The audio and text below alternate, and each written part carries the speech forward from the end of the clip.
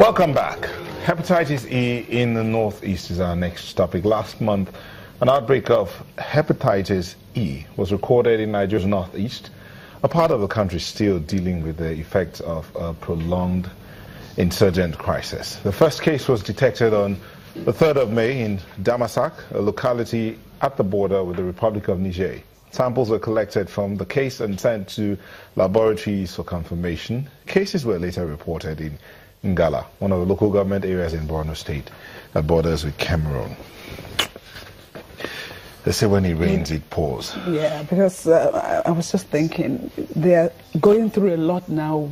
Why do we have to also deal with hepatitis? Well, we should have answers for that. Anyway, to help us look at this and what can be the solution, Dr. Oladakbo Aregbabu. Ashinyobi. Yes. Dr. Oladakbo Ashinyobi. Okay. Dr. Oladakbo Ashinyobi. Makes up a public health expert. Thank you for joining us. Good morning. Good to have you here. Yes. Okay. 3rd of May, first case. Samples taken, confirmed. Other cases emerging after that. Yeah. I don't know whether to say, how did we get here, or not how. What do we do? Or what is the current, let's begin with, what's the current situation now? Is it a question of weather, the weather condition, or is it a question of the environment and all of these things? Or do they all just come together to? It's everything together, but more importantly, a big challenge is the security situation that has caused over 1.9 million people to be displaced in that crisis in northeast Nigeria and the Chad Basin for over 8 years. When it comes to health, for you to have that state of well-being, you have to live in an environment. So it's an interplay of man, its biological, and its environment. So you can have the biological, the social, the physical environment. Now, the social environment here is an underlying factor of why the biological and every other thing is not working. Social indeed is insecurity. So they're displaced, they're either in camp or they're in clusters of places where there are no formal camps. And so there is no, the avenue to create, the atmosphere to create where people can be given services is not even there. Even those who will give the services need to be safe. So, and the major problem here is water, really, just water. Portable, safe water. Okay, now let's link it to this hepatitis E. What is hepatitis E about itself? Hepatitis E is a virus, and it is transmitted. Because that's really the key thing people need. It is transmitted through what we eat and what we drink. But mainly, in this case, what they drink. If the water is not safe, somebody who has hepatitis E will contaminate it, and everybody takes from that source. So in a camp or in an unsafe environment, it's likely the source of water has been contaminated. But you see, because water is a basic need every day, if you don't have your bath because there is war, if you don't eat enough because there is war, you must drink. So it is essential. So people will look for it anywhere it is available. So they are bound to be infected. And when they get infected, that the cycle goes on because the source of water is not just clean. And what do you need to do? Provide safe water, sterilize it, chlorinate it, make it safe for people to drink. In fact, it must be enough, it must be safe, and it must be available. Before now, what used to be out there is hepatitis B.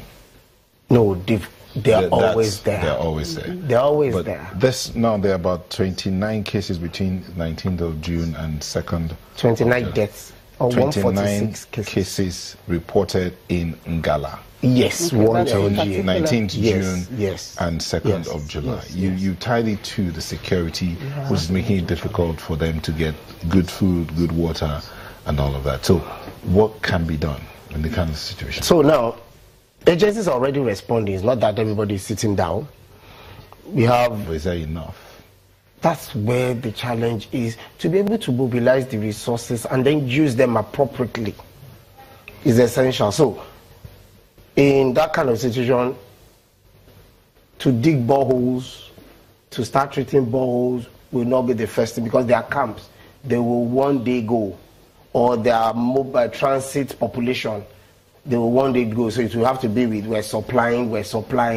But in a safe camp, they will have to dig borehole or be bringing water supply and ensure that it is safe and it is treated. So that's the challenge. But because it is likely not going to be enough, let's look at it. An average person will need about 5 to 10 liters of water a day to drink, to survive.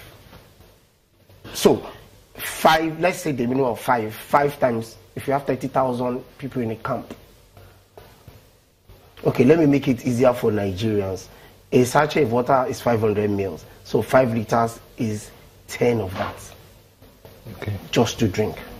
To survive, to drink. You've not talked about cooking. You've not talked No. Just that alone, drinking. Even if so, multiply that by 30,000 people in a camp. So you'll be thinking about 3 or 4 lorries of 30,000 liters.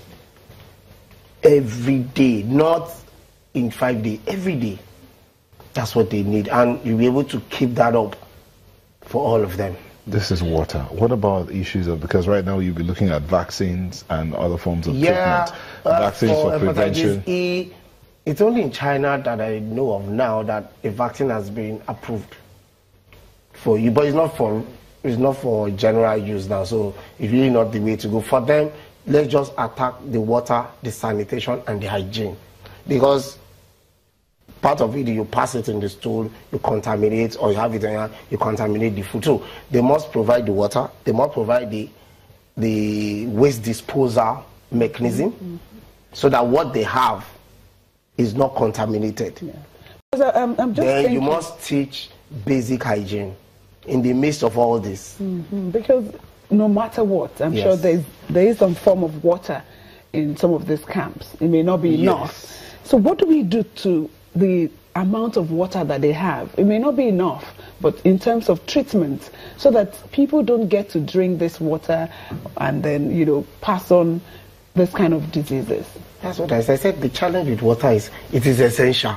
You cannot do without it. Whether it is contaminated or not, people will take it just to survive.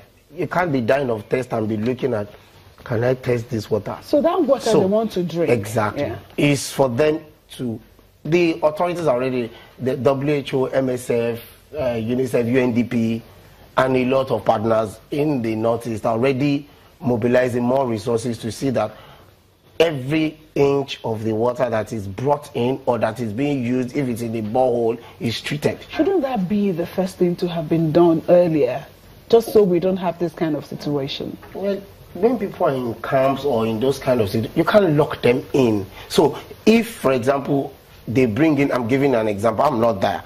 If they bring in 2 trucks and they need 5 trucks, or they're bringing in 4, and for insecurity, 1 or 2 of the trucks are attacked, so 3 gets to the camp. So that means it's not enough for that day. And the others who need it are not going to sit down and die of thirst. They will walk out of the camp and go to any source of water around and use it to survive. So it's beyond just looking at it simplistically. When an environment where it is safe, so it is easier for us to look at it that way. But in an environment where it is not safe, the terrain is challenging, then the population is mobile. You can't hold them down for one reason or the other. So they might actually be looking for food. And on the way they see a contamination and they take it. So let me keep for tomorrow. For some people in the camp, they don't even know somebody has brought in a contaminated jug of water. So it's not as, in a crisis environment, when you have a humanitarian crisis, quite a lot of factors come into play. But